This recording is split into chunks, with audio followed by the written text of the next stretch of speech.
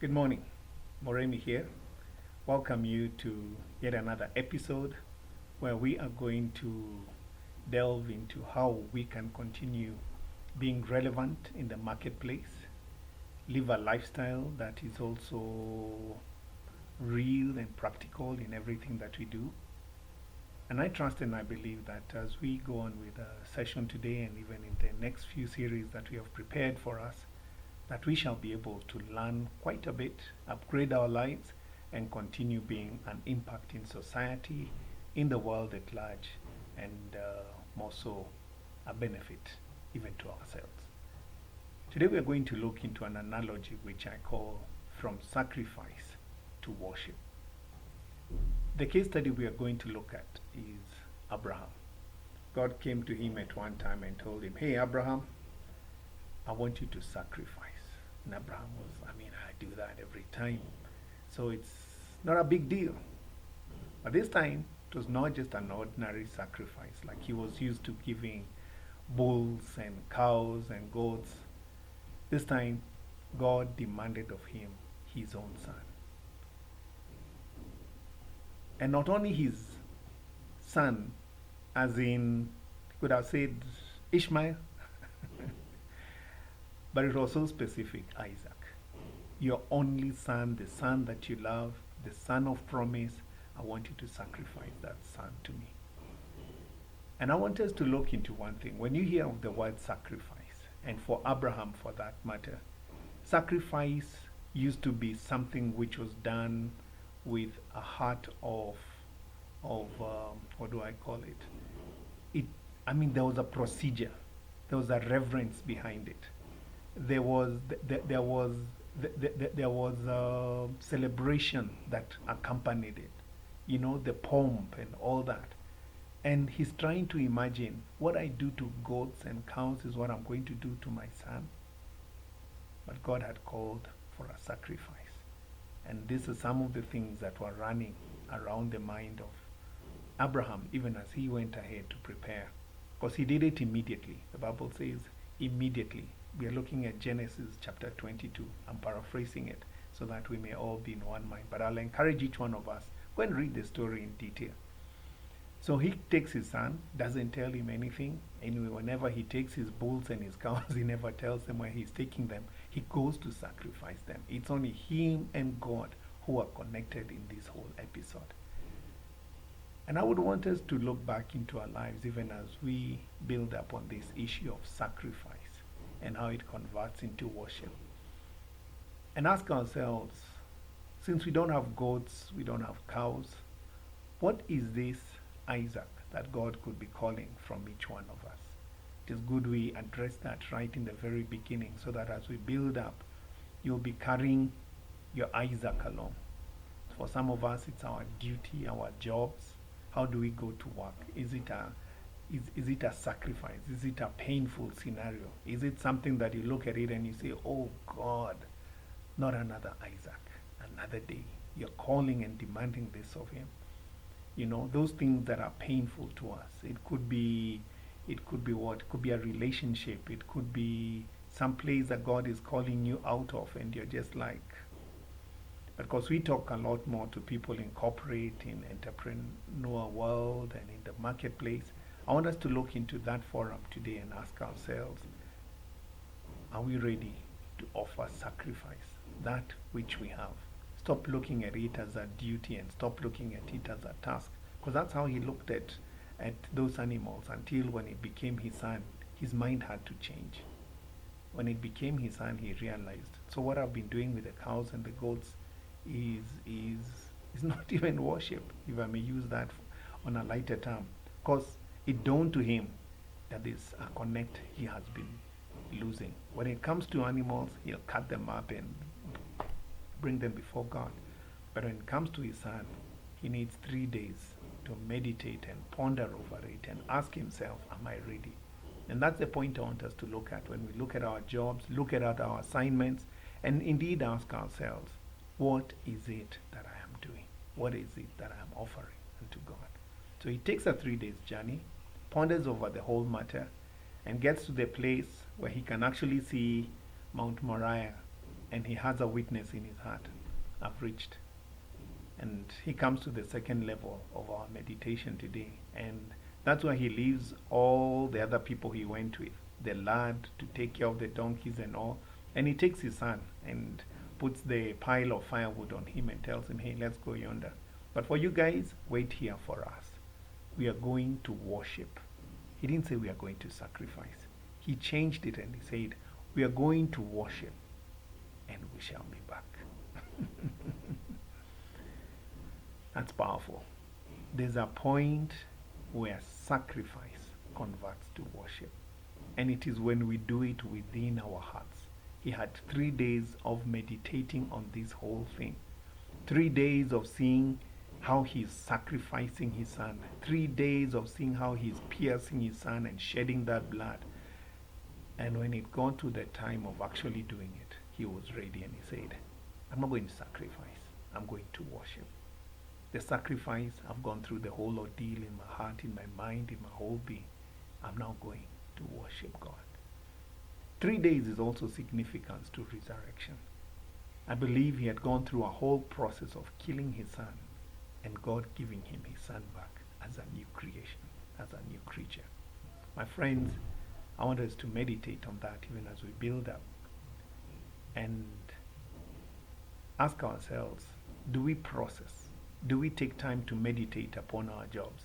This new year, are we going to do our work just the same way we did it last year and the past years? Or are we going to come in with a new commitment, with a new zeal, with a new dedication unto God and say, Lord, I want to do my work and my service as unto you. It's no more going to be duty. It's no more going to be another act, but it is going to be a sacrifice that has converted into worship. I'm going to bring worship to you every time I come before you. And that's what he told the lads. I'm going to worship. Friends, when you start worshiping, that which you think you're sacrificing comes back to you. And you return back. Because at the end of the story, we shall see that he actually returned back with his Isaac. And they went back home rejoicing. Okay, I'm jumping myself. Isaac comes and calls his dad and asks him, hey, we have the firewood, we have the fire, but where is the sacrifice? It's a powerful story. That's a powerful question. But Abraham was ready for it and he said, God will provide himself a lamb. Because he had already meditated on all this and he knew it's not about me. It's all about God. And I want to encourage each one of us. This year it's not about us. It is about God. I speak to myself, I speak to each one of you out there, that may we not go into February, may we not go into March and the rest of this year and thinking it's about us. We'll feel the pain if it is about us. But when it's about God, we'll be able to worship. So later on, Abraham goes up with his son. He actually ties him up. And because his son had already known how his father does sacrifices, I believe it was not a big deal. He knew he was going to be the sacrifice, the best of the best. There's a way I believe Abraham talked him through it. Because he didn't run away. He accepted to lie on that, his hands to be tied and to lie on that altar and to be offered. And at the end of it all, and this is the most powerful bit, God came down and he said, now I know that you love me. I thought you loved me when you left your father. But when I asked you of your son, I thought you're going to hesitate. I gave you a challenge of a 3 days journey, but you still went through it. My friends, we're in a time where our love for God is going to be challenged. Our commitment to God is going to be demanded. And also not just a demand like any other, but a demand where we move from sacrifice to worship. And when it comes to our worship dimension, it's where we surrender all. It's where we do it with reverence. We enter into the spirit realm. Sacrifices are natural. They are done in a natural realm. When you enter that office, stop going there as a physical being. Go there as a spiritual being. Go there as one from above. Go there to bring divine solutions. Like Joseph, he brought in solutions into Egypt which were never mentioned, which were never known. They looked for someone who would preserve grain for 7 plus 7 years. I mean, and there was nobody. God is calling on us. If we enter into the realm of worship, we will start bringing solutions into the workplaces that people will look and they'll say, this man has been with God. This woman has been with God. Finally, because he did that which God did not even think he would be able to go through, God says, now I know that you love me. And because you love me, I will open the heavens to you. I will bless you beyond measure. I will give you all that you have ever thought of. I will cause your generations to be protected, to be blessed. And God went on and on. What I'm trying to say is this, that thing you have been praying for, those closed doors you have been experiencing, God is saying the dimension of worship turns them around. The devil himself also knows it. And that's why in the temptation of Jesus in the book of Luke chapter 3, he comes over and he tells Jesus, hey, if you worship me, I will give you all these things. I'll give you the wealth, I'll give you the properties, I'll give you the silver and the gold of this world if you worship me. I believe he had read Genesis chapter 22 and he knew the power of worship. And therefore encourages as we go into the year that let us move away from just sacrifices. Because a sacrifice will demand you do another sacrifice tomorrow and another sacrifice tomorrow. That's why our lives in the past have been so dredgy. Our lives in the past have been so routine.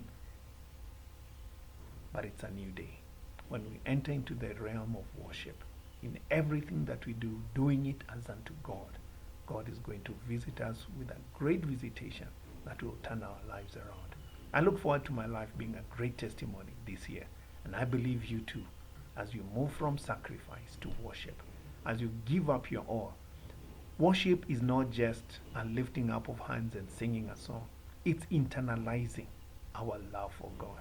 It's coming to a commitment deep in our hearts where we say, God, I'm going to live out for you. God, I'm going to commit everything that I have to do in terms of assignment, in terms of a project, in terms of a contract. Lord, I'm giving this thing to the best, to the glory of your name. And by the time you step out of it, God himself will come in and he'll look and he'll say, now I know. Therefore, encourage each one of us. Let's live for God. Let's dedicate our lives for God. Let's dedicate this year for God. We are available for mentorship programs. We are available for talking to your corporate bodies, your sales team, anybody within your organization. We want to dedicate our time and dedicate our expertise in building up corporates and people that we can be able to help develop their teams in one way or another. So feel free to talk to us, drop us a mail, DM us, and I'm sure we'll be able to build this story more. Keep in touch, more is coming, and I believe it's all for the betterment of our lives, from sacrifice to worship. God bless.